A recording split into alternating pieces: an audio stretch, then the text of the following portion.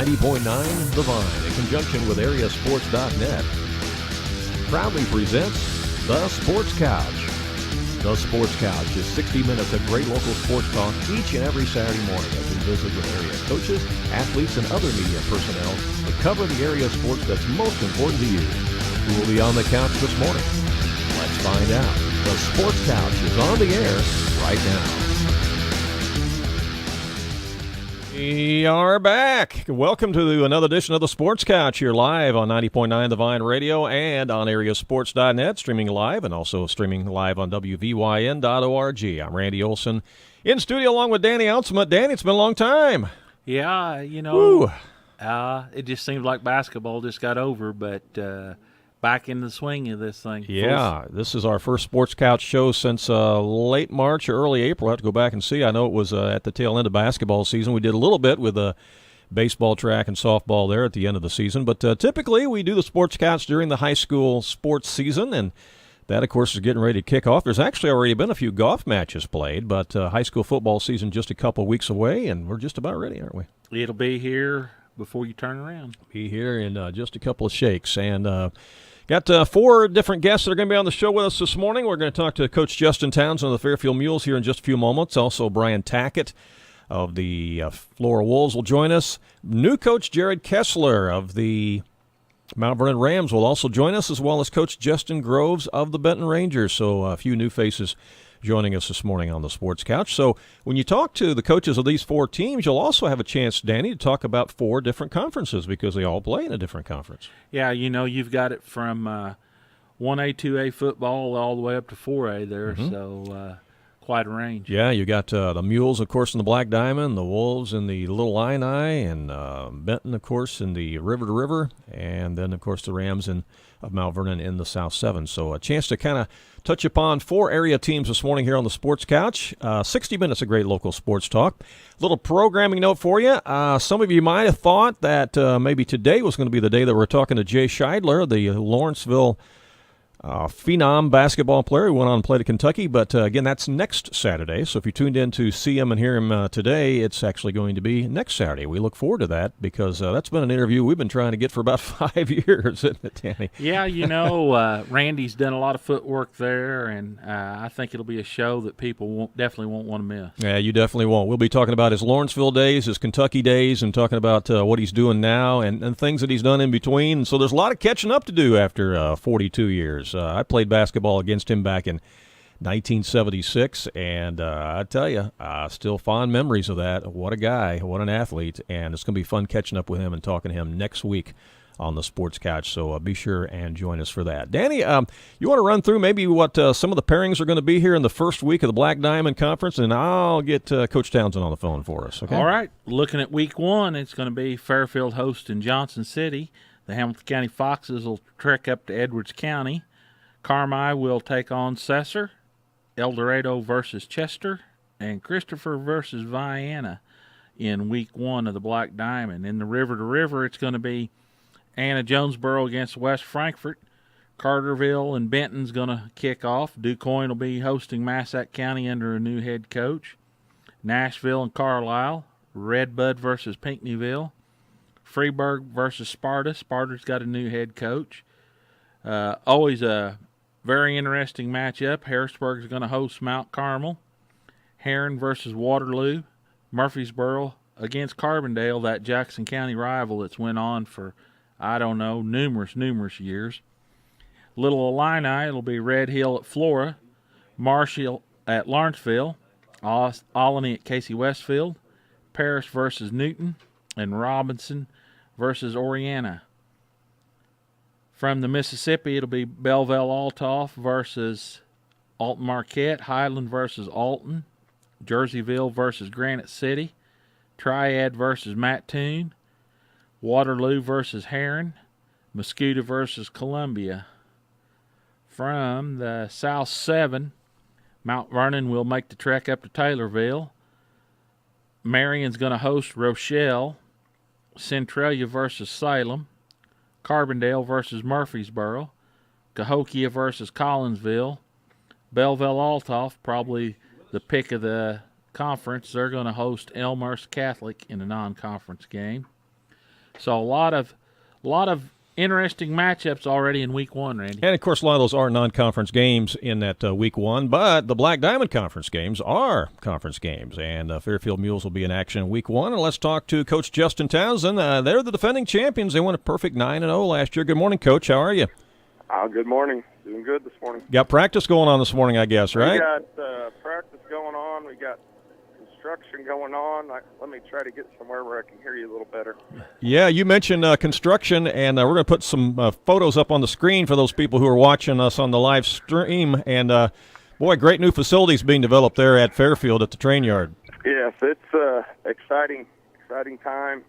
I give our administration, our board, a lot of credit. We're doing it the right way. We're going to have, we got state-of-the-art press box, new bleacher system on home and away. We're going to end up getting a new track. We got new concession stand, new bathroom, new ticket booth, and it's almost done. We've got the go for August 24th home opener. We're going to have a ribbon cutting. So I think most of it's going to be done, and it's going to look really good. Yeah, that's real exciting. And, again, we're putting some pictures up on the screen. One thing I noticed when I was there visiting the other day and walking the bleachers and going up to the press box is there's a lot more room to walk along that front row, too, isn't there? Yeah, that's part of getting it handicap accessible, which is a big reason for us doing this. We couldn't upgrade our press box or do anything until we did that.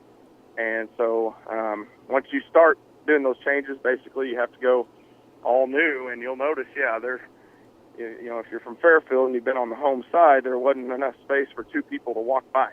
Yeah. And now you got plenty of room. Obviously handicap accessible on both sides, two nice long ramps, and it's beautiful. It looks great. It sure does. Man, I'll tell you what, that's quite a gift for the football program for going 9-0, Coach. No, it's an athletic complex. It's not football. It's everybody. So, but hey, if that's what it takes, then so be it. Yeah. You won't argue the point, will you? No. Well, that's great. I tell you what. Let's talk about it. Last year, you run the table 9-0, and what an incredible accomplishment. And gosh, how do you do an encore, Coach? How do you top that? Well, from day one this summer, it was. Our motto was rebuild or reload, and we wanted to reload. I like that. And that's what we're doing. And we got 60 kids out for football. We got 13 seniors. They've been great leaders for us. Got 2 that are at basic training. They'll get back. One gets back, I believe, today. One gets back next week. So we know those guys are going to come in primed and ready. So we're excited about our group. Yes, we lost a lot of seniors, but we returned 5 starters on each side of the ball. We returned a lot of our skill players. We returned a 4-year starter in Dylan Hefner. Returned our starting quarterback, Alec Pruitt. We returned a starting linebacker, and Jake Kinney, who were 2 main guys on our defense last year. So lost a lot, but the cupboard was definitely not bare. And I think our kids have kind of adapted to that championship mentality. And that's our expectation now, and that's kind of what you want as a coach.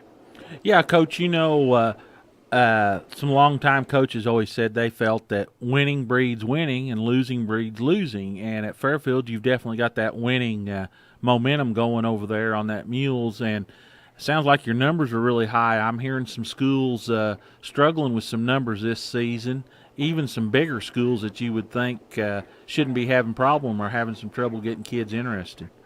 Yeah, we're 60 strong in the program. I think we got 19 freshmen.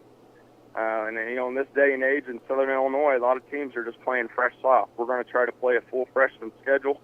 Probably going to pick up a few teams in Indiana. So we feel like that's important. And we've done that, some years when we've had 12 or 13 freshmen. We've played a freshman schedule, and I think it benefits us. We have 11 juniors out. Well, those kids played a lot of football as freshmen because I think there was only 13 of them, So now we're starting to see the reward of them playing that freshman season. And we just think it's really important. We actually have 16 sophomores, too. And, so we got a good balance, too. That's big to have that every year. year in and year out, maintain those numbers. Well, yeah, because just like you was saying there, those freshmen are going to get this experience at freshmen, and a few of them may get in a JV game or something later in the season, and it just gives them a great opportunity and really gets them induced into the football eye of the Fairfield program.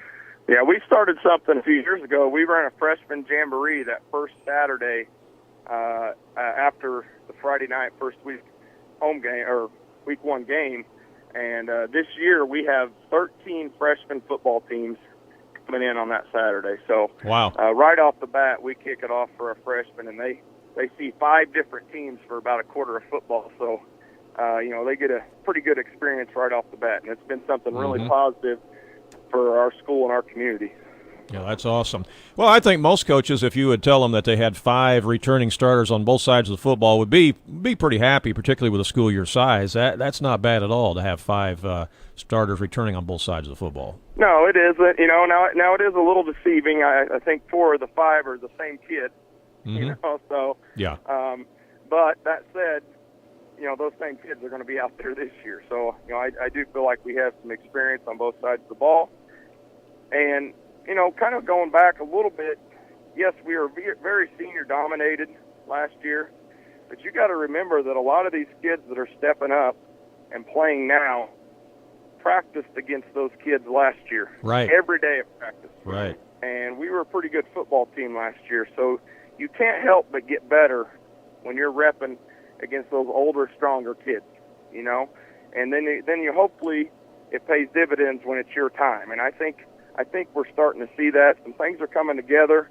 I think a big concern going in this year for me was the offensive line, kind of finding that right mix. And we got some younger guys that are really starting to step up. Probably had our best practice of the year yesterday morning, and which is promising, because a lot of times by that Friday in helmet and shoulder pads, you're dragging a little bit, and you want to get in the full pads, and it was not like that. Yesterday morning was awesome. So pretty excited about that. I can tell. Yeah, that's great. Well, week 1, your opponent is the Johnson City Indians. They're coming to town to your new football complex, and new coach down there this year. What do you look for in the game against the Indians? Well, Coach Thomas is going to do a great job with that program. Talked to him a few times. Very, very positive guy, very upbeat guy. Kind of what that program needs right now. And, I know they got some athletes out there. I know they returned some starters, too, at the skill positions. We don't know what they're going to do scheme-wise. And really, you never do. Week 1, you can have an idea. But you kind of got to prepare for everything, and then you got to make some in-game adjustments. And that's kind of the approach that we're taking. All right. Well, when you look at the Black Diamond Conference this season, Coach, do you think it's going to be pretty balanced overall, or is there going to be 3 or 4 teams really rise to the top? I could see potentially 3 or 4 teams rising to the top. But what I think is really different from last year, and I know I've hit on it a couple times already, a lot of teams last year were very senior dominated, or maybe a couple of their key players were seniors. And I think a lot of teams are in the same boat. I know El Dorado's the same way, Fairfield, Carmi. Cessers has a lot returning, but they did a couple of their really important players were seniors. So it'll be interesting to see as far as those teams who steps up. I do think Vienna's going to be much improved. I think Hamilton County is going to be much improved. I think CZR is going to get better every year. Edwards County, we saw them 7-on-7. They're as athletic as anybody. I can tell you that right now. So I do think it could be a very, very competitive season in the Black Diamond this year. Well, you talk about the Hamilton County. I'm awful familiar with that group there, and I think you're going to start to see some of the dividends in that program of that junior program they've started, where they've had a lot of success at that lower level, and I think you're going to start seeing some of that transition to the high school. Yeah, a lot of times if you run your JFL program the right way, you're going to see and have success in the high school level. And, it's not necessarily about wins or losses, at the junior league, but are they learning the fundamentals of football? I can take my last 2 groups that I've had, and we've been conference champions back-to-back years, those groups didn't win a lot of games in 7th and 8th grade, but they were running a variation of our system. They were learning the fundamentals of football, and we have a great JFL program, and it paid dividends as juniors and seniors, and that's what you want. So absolutely, I could see them turning the corner a little bit this year. Well, Coach, we appreciate your time this morning on the Sports Couch. We'll let you get back to practice as you prepare for that Week 1 opponent against Johnson City, and look forward to it. And thanks so much for joining us, okay? Okay, thanks, guys. All right, bye-bye. That is Coach Justin Townsend of the Fairfield Mules, and, boy, they're excited about having that updated, remodeled complex there. They moved the bleachers, a whole new bleacher system over to the other side next to the school, and it's beautiful, bigger press box. And well, Randy, that's took a pretty good commitment on the school because none of that stuff is cheap. Oh, no, it's not. No, it is not. And in these economic times that we're in right now, that's somebody's done their homework there and done their P's and Q's and got their house in line, and now they're going to have great facility because of it. And a new track to boot, and a new concession stand, new restrooms.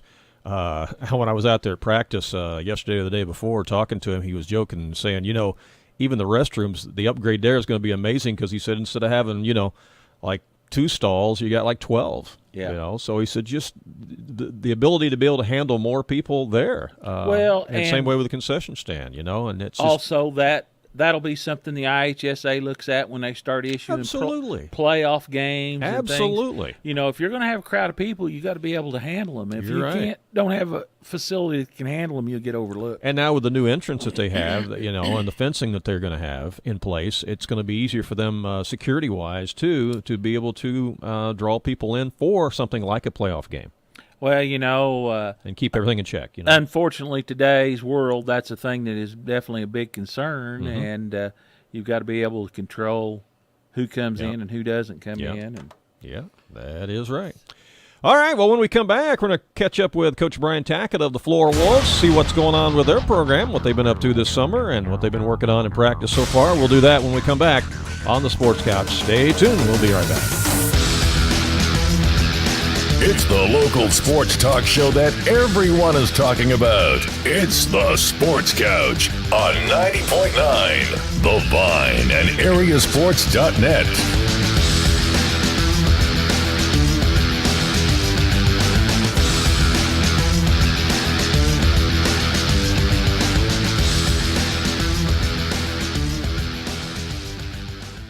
Choosing a construction company is a big decision because many companies come and go. That's why Greenwald & Sons Construction is a name you can trust. With over 40 years of experience, Greenwald & Sons Construction in Wayne City and Mount Vernon specialize in residential and commercial construction, as well as remodeling. They'll be happy to talk to you about a church addition, business expansion, or new home construction. Greenwald & Sons Construction, the experts you can depend upon.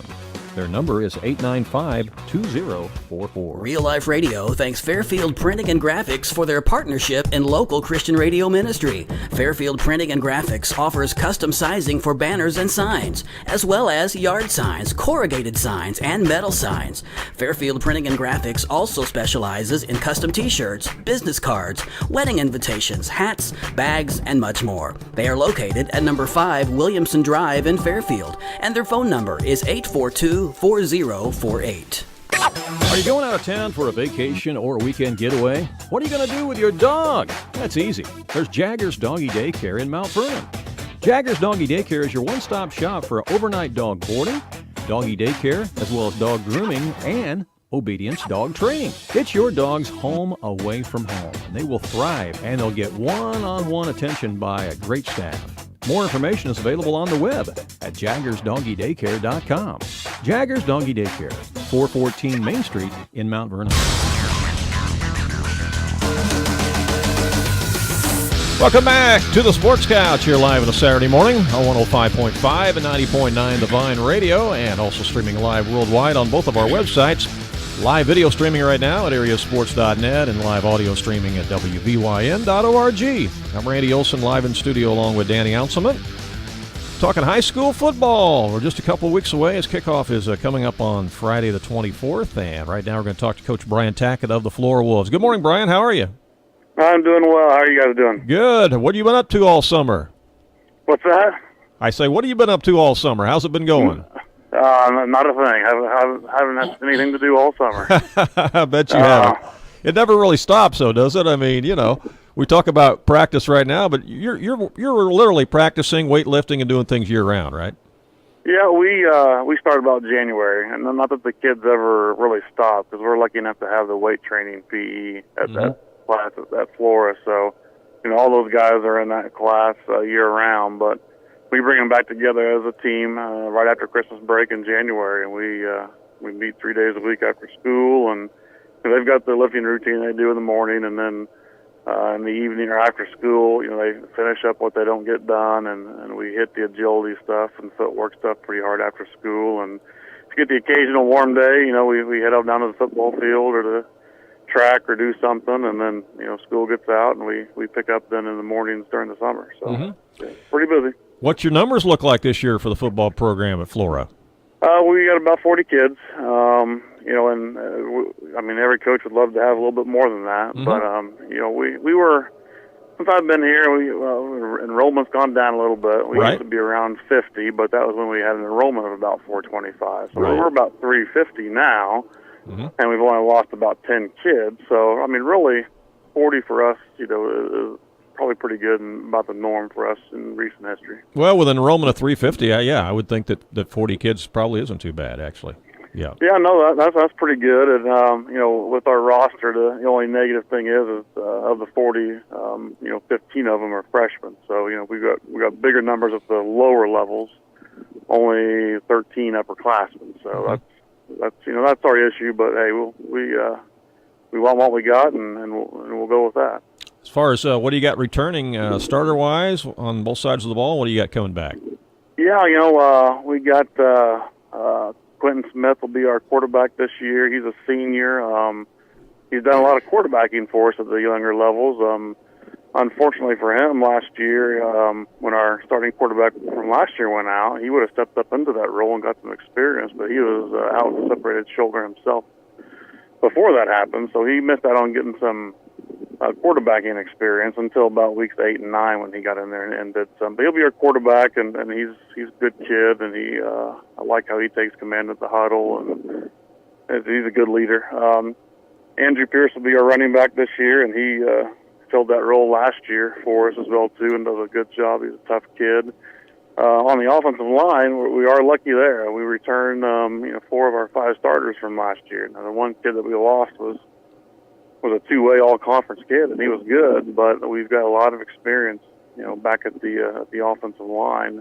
Our skill kids, that's where we're rolling over a new leaf. We got a lot of new kids there. We got some kids like some juniors, Andrew Conrad and Daniel Lewis, that got some time last year as sophomores, but skill kids at the receivers, which we play a lot of times 4 wide.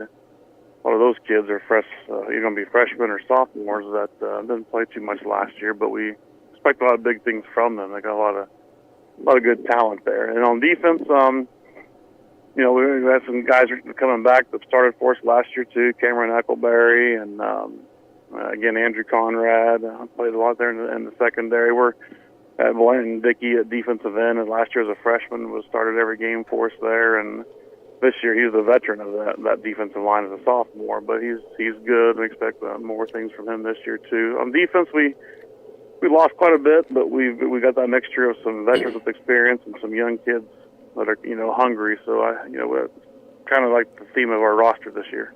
Yeah. Well, I've got some pictures up on the screen for those people who are watching our video stream live on AreaSports.net, and I appreciate you providing some of these pictures to us here, Brian. And so we're seeing a variety of different guys out there, I guess, practicing and working out. Also, it looks like you've been doing a little game film work right now. I know you don't have any game film of your first-round opponent. Nobody does in week 1. So are you looking at stuff from last year, or what are you looking at there when you're watching some film here? Yeah, we still, Red Hill's week 1 for us this year. So, we'll still go out and look at last year's film, and especially a team like them. They lost a couple guys, but they're going to return a big bulk of their lineup, too. So we, especially defensively, I do the defense. What didn't go well for us last year, and we've already talked about that. We we try to, week one we get 2 or 3 weeks to prepare, and we might as well use that time. And we've already talked about the coverages that they picked apart or things that didn't work, and try to 5-man front. Is there a running team or a 6-man, and then the things that we want to try and do for next year. It's never a bad thing to get kids looking at film and then trying to figure issues out on their own to get them to think critically about what needs to be done. Mm-hmm. So I mean, we're already looking at film for week one. So that's Red Hill in week one is who you're facing, right? Yeah. Go ahead, Danny. Go ahead. Go ahead, Danny. Oh, that's all right. I was just going to say, when you look at the conference this year, Coach, is there somebody that really stands out, or do you look for it to be a pretty balanced, tough conference night in, night out? Well, I mean, every week, if you don't think the team across from you can beat you, I mean, you're going to get beat. So, for us, it is a tough schedule week in, week out. Last year, you had Red Hill, Newton, Marshall, and Paris that were the 4 teams that made the playoffs. And I think, probably you get started right there with those 4. I think this year, if I had money to place on, I'd put it on Paris. I think they're going to be pretty good this year. The only kid they lost the significance was their quarterback. And I talked to Coach Claude Felter over the winter at a basketball game, and he talked about, if they could get that kid replaced, they felt like they had a good team and special thing going for this year. And they've got the biggest roster in conference. They usually have about 70 kids, so I'm sure he'll find somebody to run the offense. I think they'll be pretty good. And then Newton's been good the last few years, and they'll be right there. And Red Hill returns a lot of their big line, and they were probably the best line in conference last year, and then returned Drew Moore, a good running back they'll have. And then, there's Marshall, who's just a fantastic program. They got a new coach this year, but it's a kid that's been in the program, so I don't look for them to, take too many steps backwards. So I'd say, those 4 teams expect to be at the top, and I would agree with that. But then, Alney, we went over there and played 7-on-7 with them here a couple of weeks ago, and their skilled kids looked really, really good. And I've heard good things about Casey and the coach there, and getting those guys back to where they've historically been. So, I mean, week in, week out, I think the LIC, not the best football conference in the whole state, but, pretty darn good. Was there any changes in the LIC going into this year? I mean, there's been so many teams moving in and out of different conferences. Were any changes in the Little Illini coming into this season? Not this year as far as who's in, and that's always been something with this conference as far as stability goes. It's kind of been questionable. The only thing they did this year is they rolled the weeks back a week. So our week 9 opponent last year was Red Hill. They become our week 1, and then every 1 goes to 2, 2 to 3, and so forth down the line. But no, there's still the rumors of trying to get the 10th team so it could be a closed conference, and I know that's something that the conference ADs would like to have, and it is a pain, especially when you're rotating your schedule and getting that non-conference opponent. We got Carlisle again this year. So. I see that. That's your week 8 opponent for non-conference. Yeah. And one thing the LIC does is week 8 is a rivalry week. So like Marshall and Casey will play, and they do not rotate that week. So we're lucky enough that we don't have a in-conference rival game that week, but our non-conference doesn't rotate. Mm-hmm. But the other ADs deal with, hey, last year our non-conference was week 1, now it becomes week 2, and that becomes tough to find opponents and to do your scheduling with. So for us, we kind of luck out with that. We get Carlisle, and it's a hour drive, and it's a good fit for us as far as enrollment goes. And we've had 2 really good games within the last couple of years, so we're happy with our non-conference team. Yeah, their enrollment's almost the same as yours. They're at 321, so that's not far apart. They're a little bit, fewer than us, and we play them in baseball, and our basketball goes over there for the Thanksgiving tournament. So we've got a pretty good relationship with Carlisle going right now. Yeah. Hey, I got a couple other pictures here that you sent me with some madness going on behind the scenes there with some kids. Tell me what's happening there. Are those your youngins or what?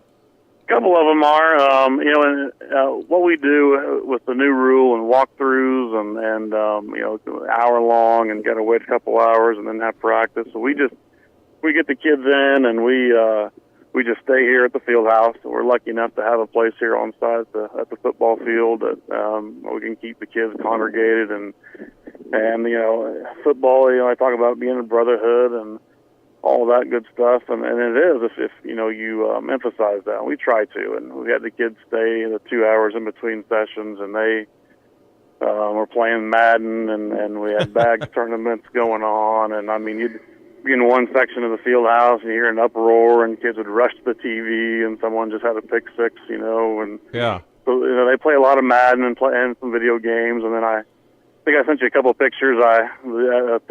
Two of the boys, Ledger and Lincoln, are mine, and then one of them, that picture is Thane Warren with the Coach Scott Warren's son. And Okay. I was in the office working on practice plan, and next thing I know, they're at the door and hollering and acting like they're getting ready to go out and run some drills. Got the helmets on, yeah. Got the helmets on, ready for action. Yeah, and our kids are just golden with my two kids and Coach Warren's kids, and they interact well with them, and my kids love to come to practice. And, Yeah. sometimes they're 3 and 6, and it would be a long day for them, but they love to go out and they got the kids' names down with their nicknames. Uh-huh. And get home at night and we're eating supper, and Link will say something about how was Bama today in practice, or what, and like he was good, but they just love the interaction and love football, and I tell the kids every year at the banquet, can't thank you guys enough for creating a love of a sport, and my kids that are young like that, they look up to them and they put a positive seed of football into them, and I love that. That is awesome. That's awesome. Well, Brian, we appreciate your time on the Sports Couch this morning. Always good to talk to you, and best of luck as you start the new season against Red Hill there in Week 1, and we'll talk to you down the line then, okay? All right, sounds good. You guys have a good day, and thanks for having me on. All right, you bet. Thank you. Good See luck, ya. Coach. Bye-bye. Yeah, thanks. Brian Tackitt, head coach of the Flora Wolves, and, good program he's got going up there, and he got a tough first week opponent there, Red Hill. They were 11-1 last year, and I'm not sure how many of those guys are coming back from that Red Hill team last year, but that's a pretty tough Week 1 opponent. Well, you'll find out right off the bat what you're made of. Absolutely you will. Find out exactly where you're at. All right. Mount Vernon Rams have a new coach. It's Jarod Kessler. We're going to catch up with him coming up here in a few moments as the Sports Couch continues. Stay with us on 90.9 The Vine and AreaSports.net.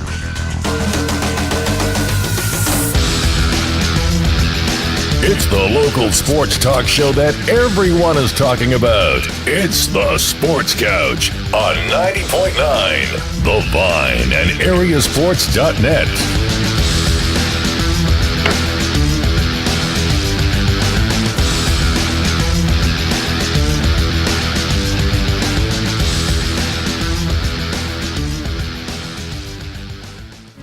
This is your home for best Christian music.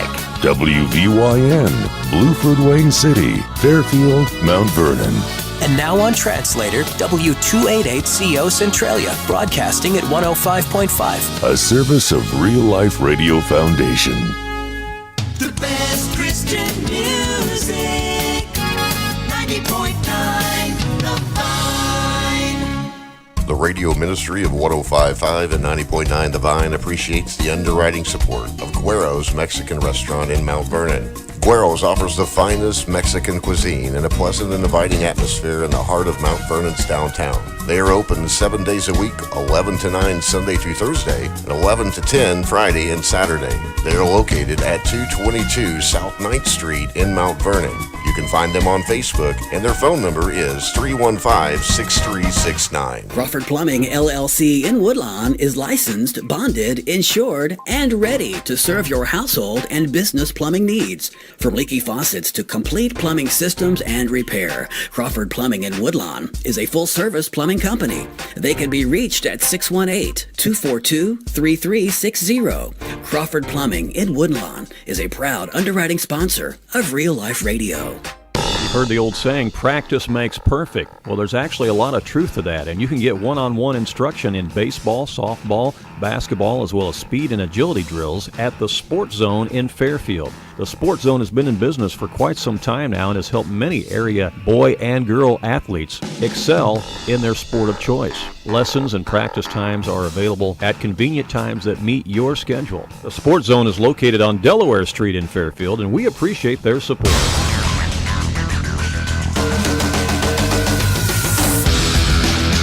And welcome back to the Sports Couch here live on a Saturday morning on 105.5 and 90.9 The Vine Radio, and also streaming live worldwide on both of our websites. Live video streaming right now at AreaSports.net and live audio streaming at WVYN.org. I'm Randy Olson, live in studio along with Danny Anselment. Talking high school football this morning. We're previewing several of the area high school football teams. We've already previewed Fairfield and Flora. Now we're going to preview the Mount Vernon Rams, and new head coach Jarod Kessler joins us. Good morning, Coach. How are you? I'm good. How are you? Great. Good to have you on the Sports Couch. And how's it feel to be the head coach of the Mount Vernon Rams? How's things going so far? Things are going real good.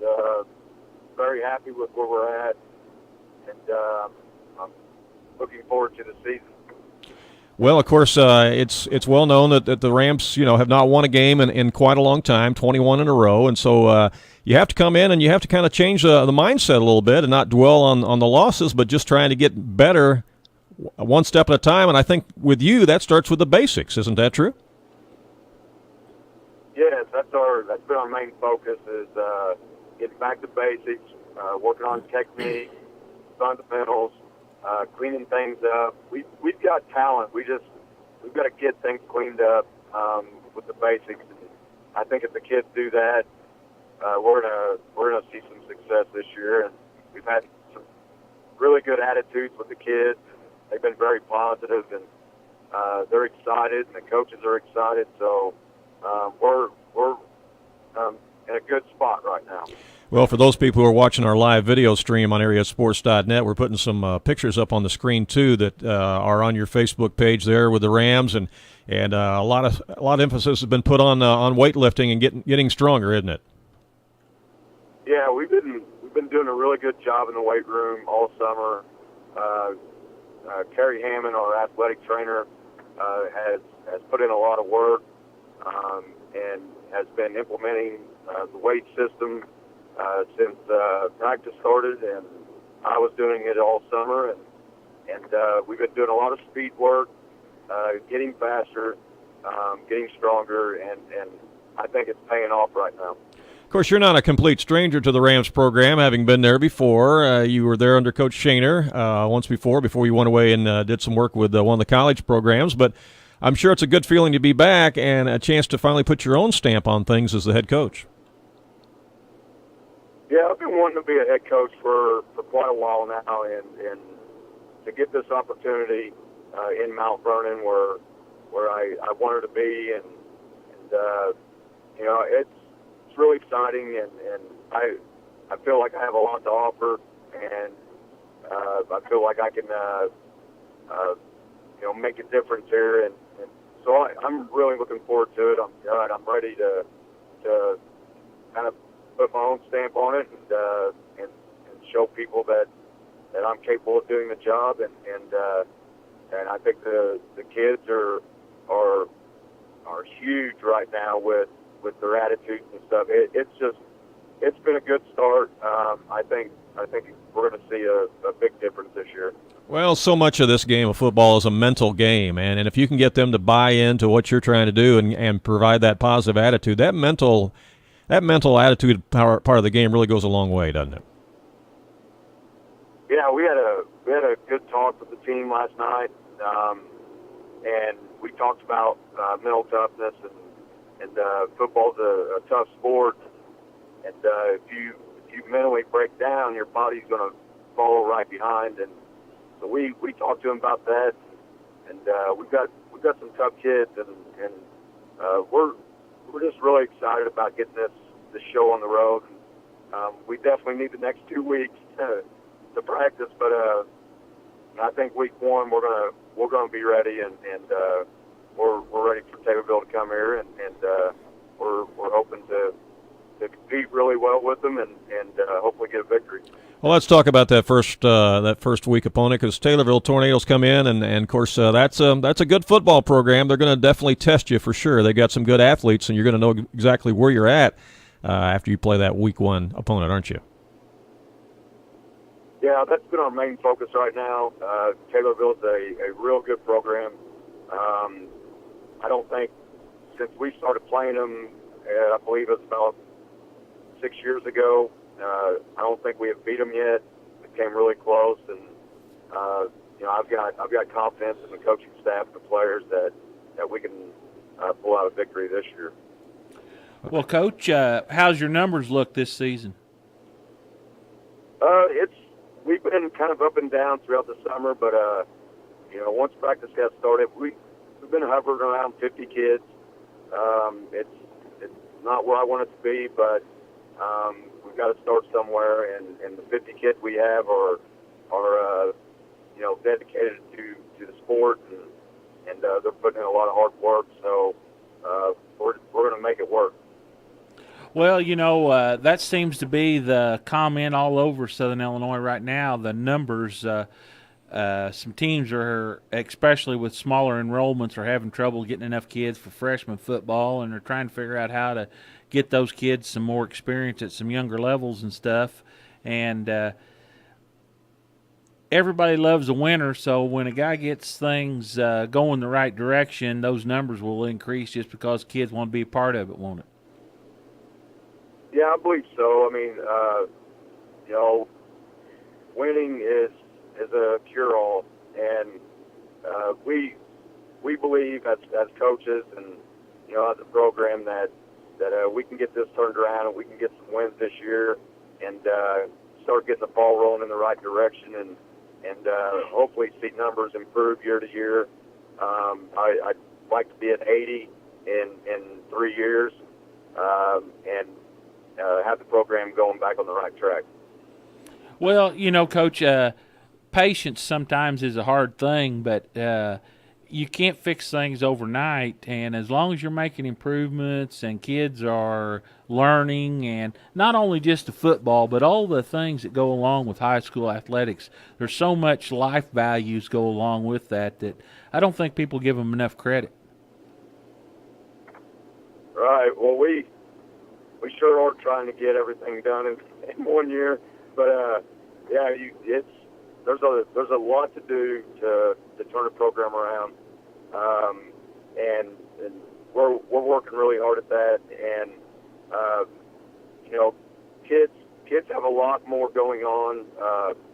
I feel than what I had in the '90s growing up in high school. There's just a lot more to do. And a lot of kids just find other things, and I think that's part of the problem as well. And but I think winning's going to really help, and we'll be all right, and we'll have success. And if more kids want to come out, more people want to support us, we'll accept it. Well, one thing about it, you got a nice new facility there at Mount Vernon Township High School. You have to be excited about that. Yeah, we've been doing a good job keeping football field ready to go. Maintenance department's done a really good job.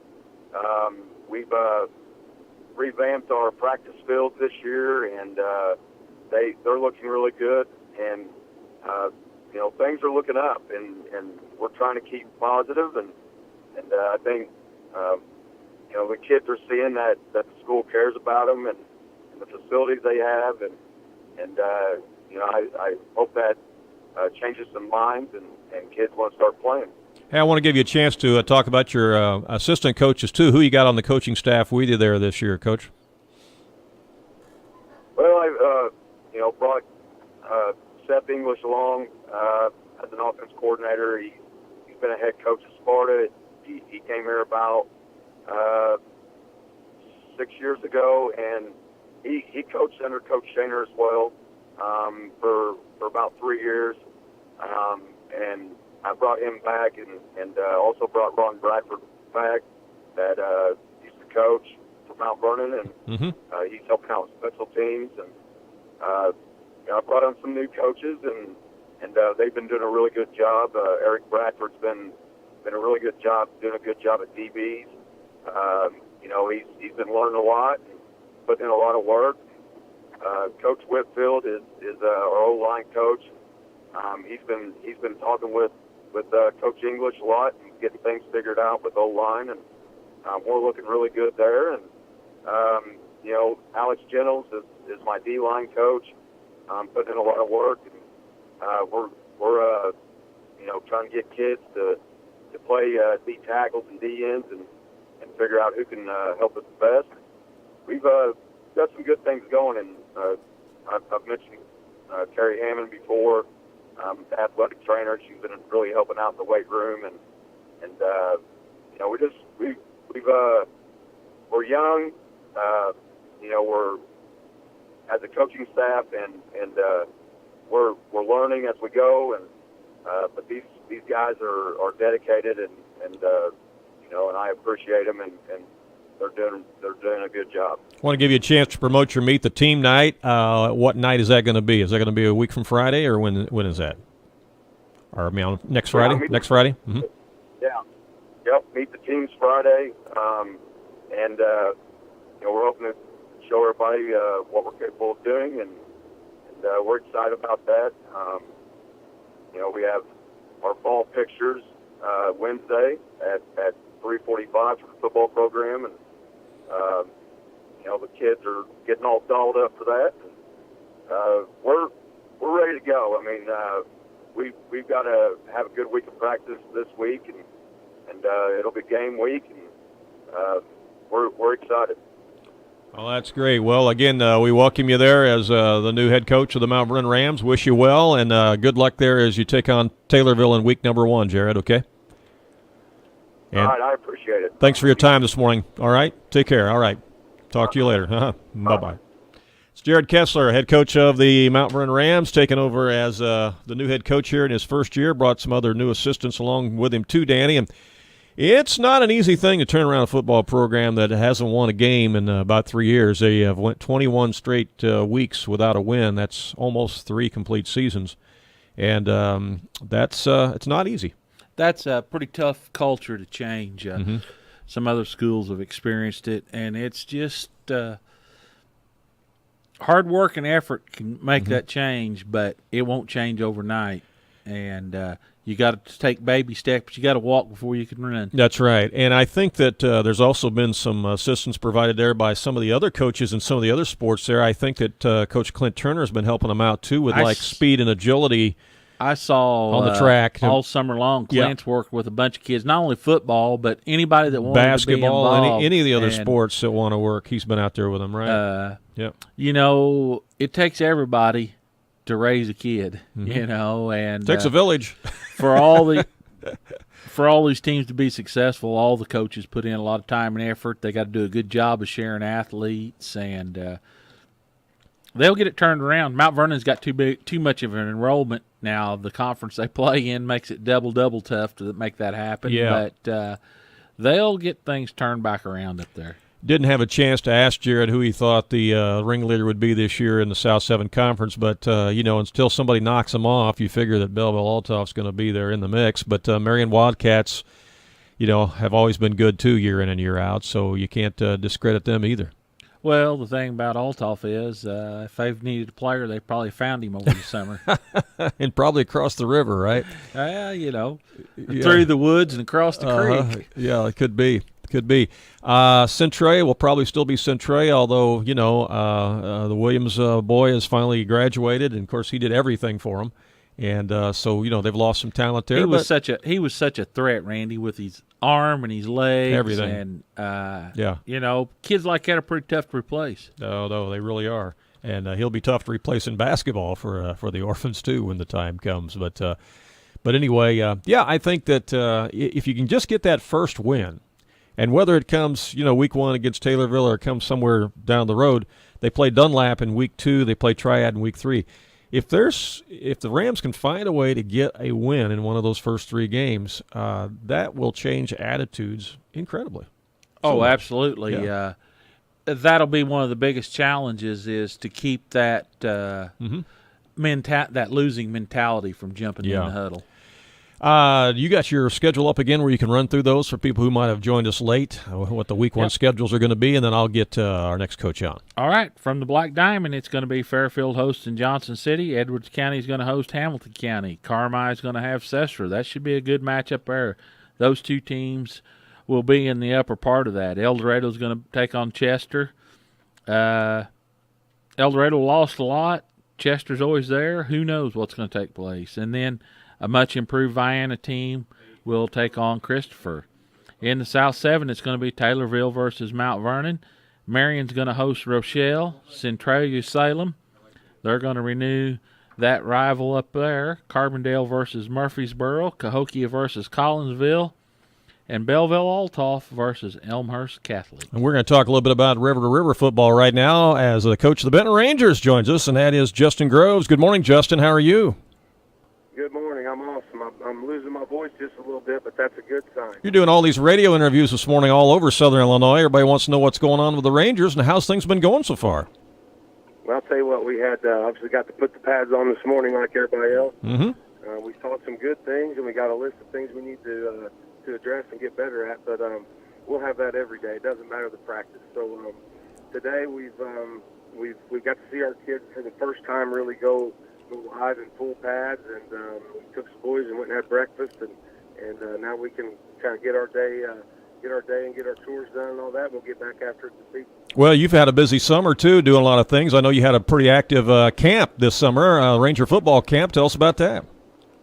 Well, Benton football camp was good to say the least. I mean, we've got excitement right now around the program. We've got a lot of good responses from the community.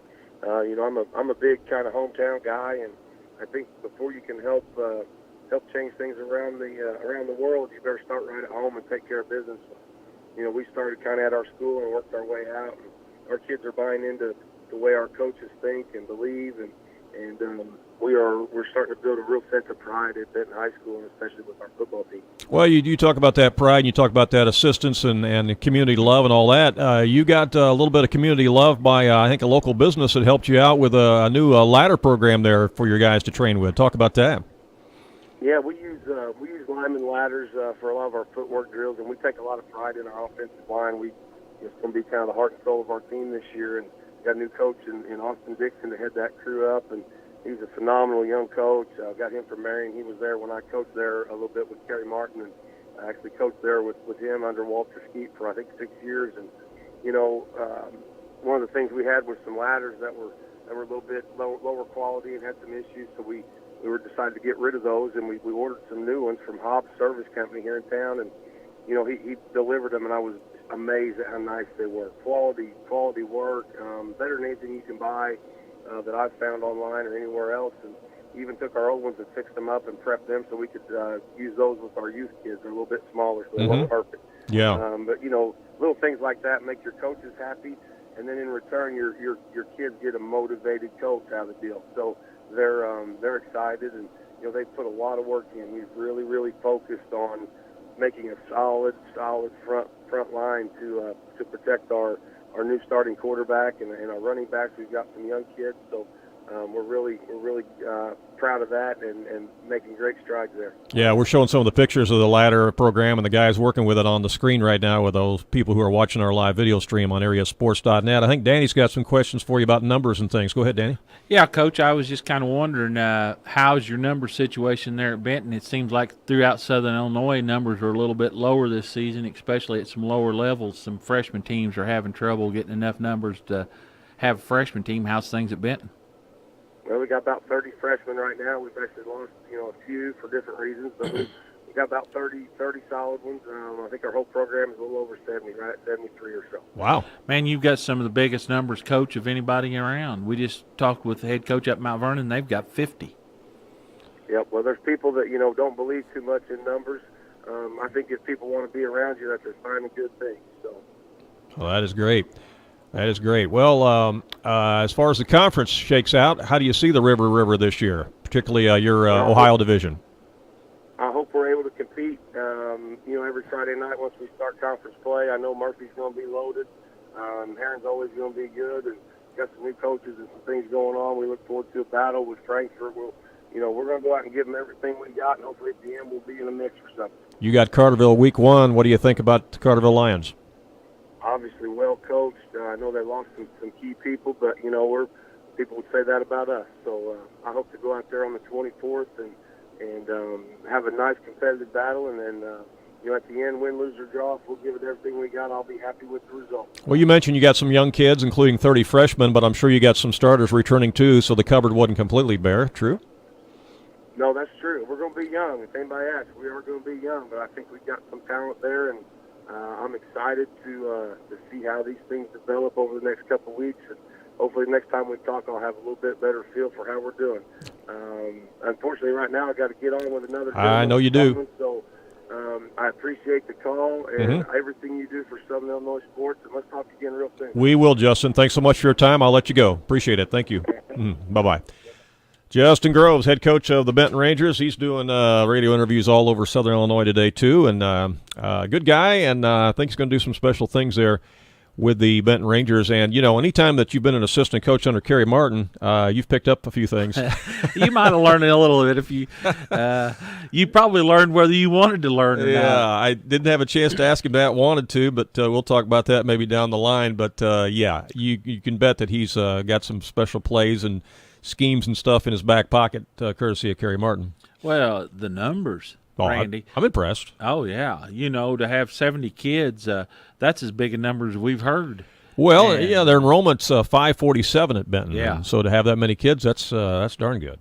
Yeah, and to have 30 freshmen out, that means somebody's pretty excited about what's coming in and taking over. Mm-hmm. He's got Carterville on the road week 1, then he's at home against Sparta, and then follows up with Pinckneyville.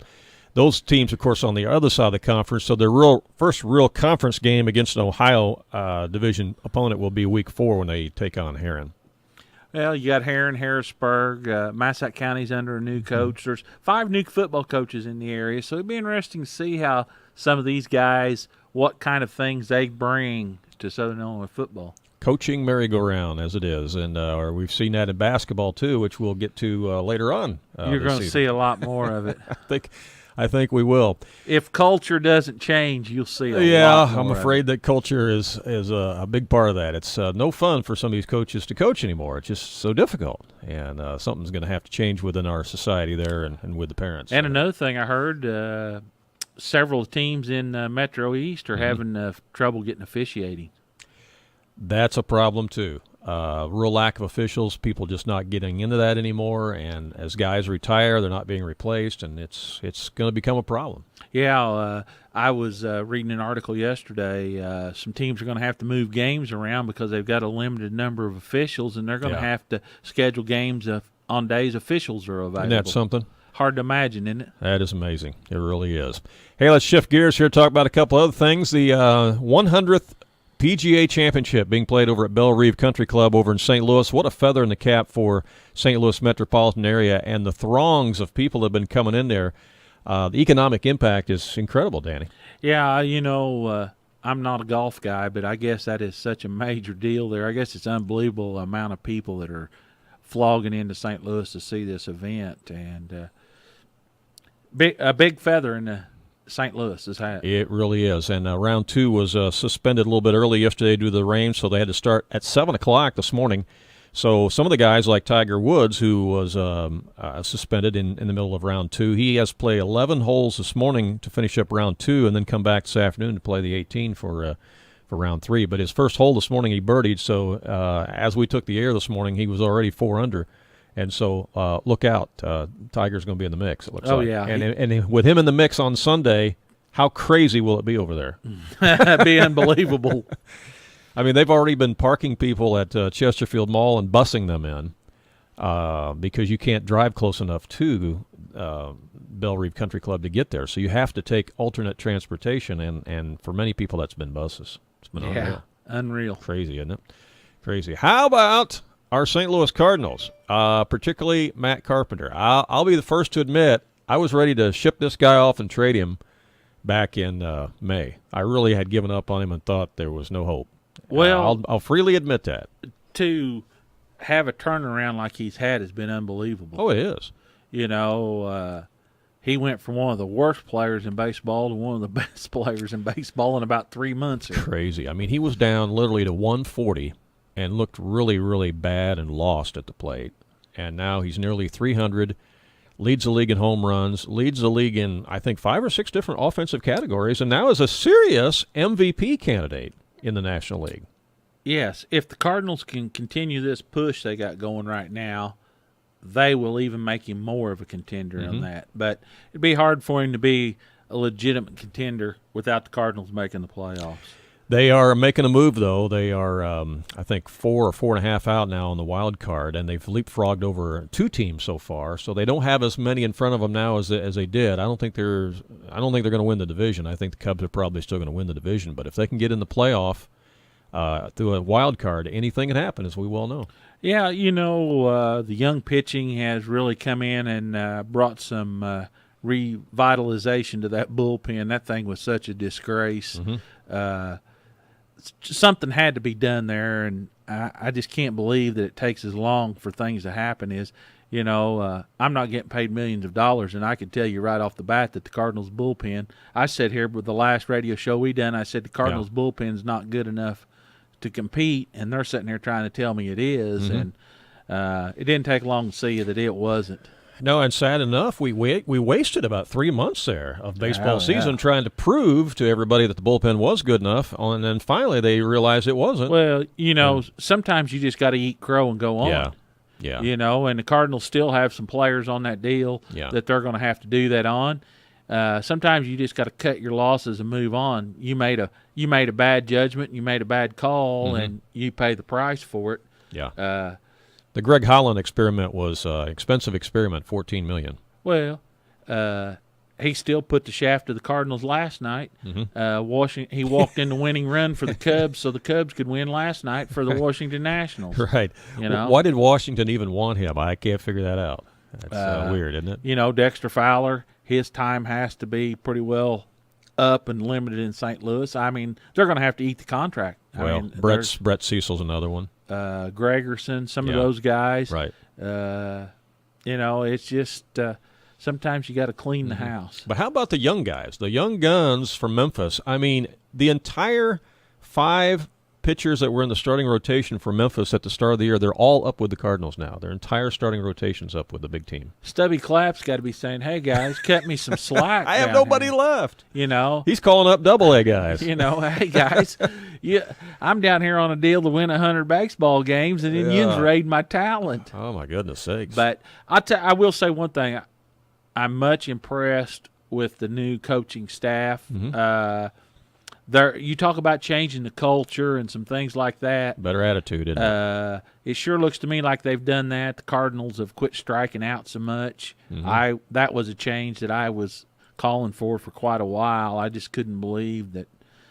But, boy, the St. Louis organization is pretty loyal to their people. They are. And I would say unless something happens between now and the end of the season, I think that Mike Schilt will be the official manager come next year, the way it looks, just because of the way things have been turned around. And the guys seem to be playing hard for him. They like him, and so. Well, it's a whole different attitude right now. Yeah. And his being able to talk and communicate with the media is such a plus. Yeah. I mean, he doesn't care to tell you why I did what I did. Yeah. And you know what? When you're open and honest and upfront with people, you get a lot of respect. Yeah. No, I agree. It's a totally different deal. Totally different deal. All right, well, we're just about out of time. Again, a programming note, next Saturday is going to be a very, very special show here on the Sports Couch, as we'll be spending a great deal of our time tomorrow, or not tomorrow, but next week, next Saturday, the 18th, talking with Jay Scheidler, who was by far the most pure shooter in Illinois high school basketball to ever come out of this state.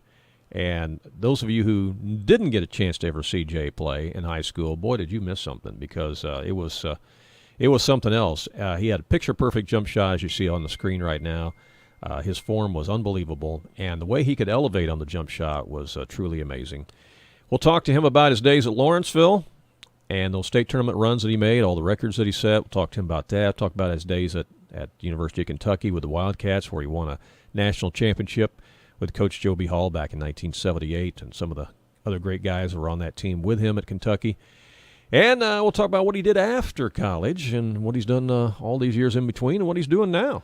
I just got a message here, said that gentleman had been to the first day of the PGA tournament, and they announced there was over 100,000 people in attendance. Isn't that something? Over 100,000.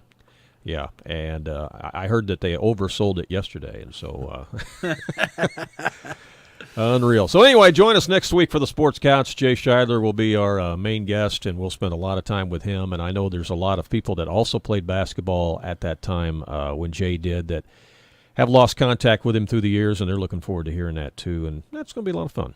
Yeah, you know, it'll be interesting to talk about his days at Lawrenceville and then the Joe B. Hall era at Kentucky. And, yeah, it should be a very fun show. Yeah, so join us next Saturday, 8:30 for the Sports Couch here on 90.9 The Vine and on AreaSports.net. Well, we are going to get out of here and make room for some more great Christian music throughout the day, and encourage you to have a wonderful day and enjoy the weather, all right? See you next Saturday. So long, everybody. It's the local sports talk show that everyone is talking about. It's the Sports Couch on 90.9 The Vine and AreaSports.net.